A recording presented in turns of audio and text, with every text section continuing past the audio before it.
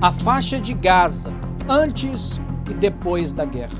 Um território já marcado pelo sofrimento, hoje se transformou em um mar de escombros. O que antes era uma cidade, agora virou pó, fumaça, desespero. Tudo começou mais uma vez com Hamas, um grupo terrorista que nunca escondeu seu desejo, a eliminação de Israel. O Hamas atacou, sequestrou o inocente, espalhou medo e provocou uma nação inteira. Israel respondeu, não como agressor, mas como qualquer povo que luta pela sua sobrevivência. Israel não atacou, Israel contra-atacou. Uma contra-ofensiva mortal, dura, implacável. Porque o recado foi claro, só haverá paz quando Hamas for eliminado e os reféns libertados. Mas o preço da guerra está diante dos nossos olhos. Criança pedindo comida, famílias soterradas, hospitais em ruína. Gaza virou um cemitério a céu aberto. Onde havia ruas movimentadas, hoje só resta buracos de bombas. Onde havia escolas, agora há silêncio e pó. Onde havia vida, só resta corpos e lágrimas. Esta é uma fase da guerra. Este é o resultado da insanidade de um grupo terrorista que usa civil como escudo humano e depois posa de vítima diante do mundo. Israel resiste porque precisa resistir, mas a guerra mostra sua marca cruel, inocente pagando o preço mais alto. Essa é uma verdade nua e crua. Antes, Gaza era pobre, mas viva. Hoje, Gaza é fome, destruição e morte. Em dia 7 de outubro de 2023, o mundo acordou com uma cena de terror. O Hamas lançou ataques mais brutal da história contra Israel. Não foi contra soldados em trincheiras, não foi contra alvos militares, foi contra jovens e contra inocentes. Uma rave, uma festa de música eletrônica perto da fronteira, o Festival Nova, se transformou em um massacre a céu aberto. Mais de 260 pessoas morreram nesse festival, entre jovens que apenas celebravam. A alegria virou um grito. O som das caixas de som foi engolido pelo som de tiro e das explosões. O Hamas não parou aí. Eles invadiram vilas israelenses, os chamados kibbutz.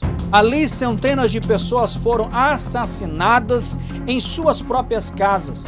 Dezenas de homens, mulheres e crianças foram levadas como refém.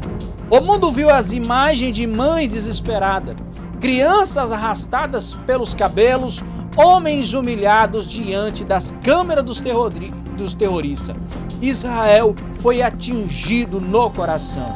E como qualquer nação que ama a vida, Israel reagiu.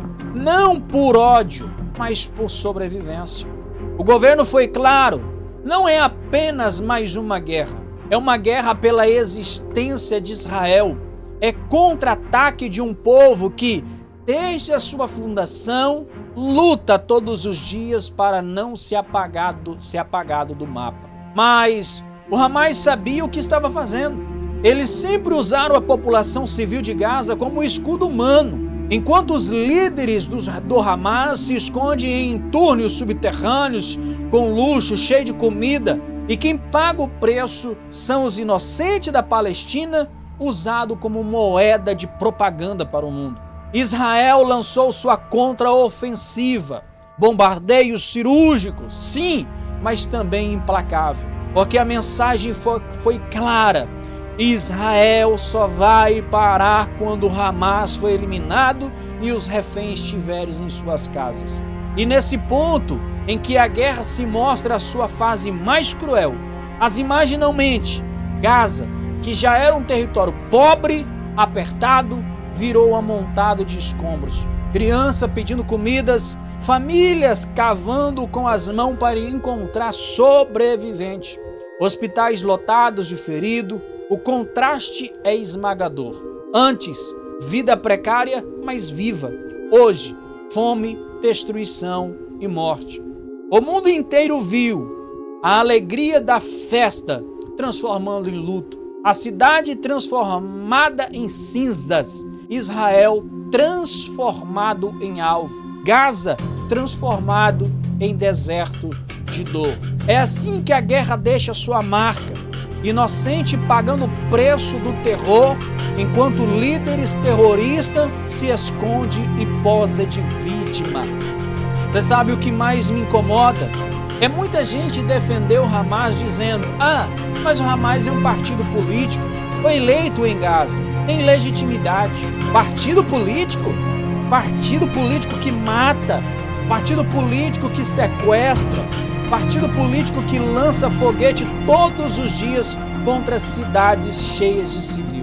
Porque antes de 2023, o Hamas já tinha histórico de sangue, atentado suicida em ônibus, em discotecas, em hotéis lotados de família. Em 2002, dezenas de mortos em Netânia.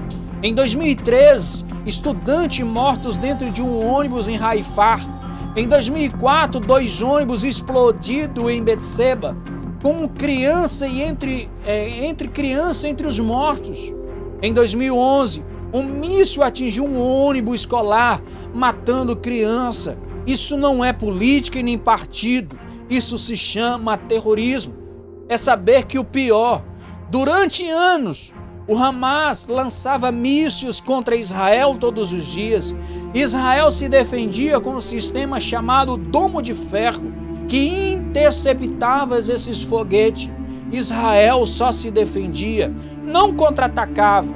Mas no dia em que Israel reagiu, o mundo correu para gritar genocídio. Mas ninguém chamou de genocídio quando o Hamas explodiu famílias em ônibus. Ninguém chamou de genocídio quando o Hamas matou centenas de jovens num festival de música. Ninguém chamou de genocídio quando o Hamas invadiu casas, executava famílias inteiras. A hipocrisia é clara. Quando Israel reage, é genocídio. Quando o Hamas ataca, é resistência. Aí entra a incoerência de muita gente da esquerda, que defende o Hamas. Essa mesma esquerda que vive dizendo que defende os direitos humanos, que luta pela minoria, que ergue a bandeira LGBT, mas fecha os olhos para o fato que o Hamas persegue gays em Gaza. Sim, persegue. Prisões arbitrárias, abuso, repreensão. No território dominado pelo Hamas, ser LGBT é praticamente uma sentença de morte. Então me explique, como é que um grupo que oprime a minoria, que mata inocente, que usa civis como escudo humano, pode ser tratado como vítima? Como é que apoiar o Hamas se encaixa em qualquer discurso de defesa de direitos humanos? A verdade é dura. O Hamas é um grupo terrorista. Terrorista contra Israel, é terrorista contra o próprio povo palestino. Eles sacrificam seu próprio povo, esconde arma em escolas e hospitais e depois usa as mortes de civis como arma de propaganda. Então eu te pergunto, até quando essa hipocrisia vai se engolir como se fosse verdade? Até quando a narrativa vai ser de que Israel comete crime e o Hamas não? A guerra é a fábrica do sofrimento humano. Onde ela passa, deixa apenas dor, fome e destruição. Nenhum lado escapa ileso. Nenhuma criança, nenhum pai, nenhuma mãe esquece as marcas de uma guerra. A pergunta que ecoa não é nova, mas nunca foi respondida. Será que um dia haverá paz no mundo? Desde a criação da humanidade, a guerra acompanha os passos do homem.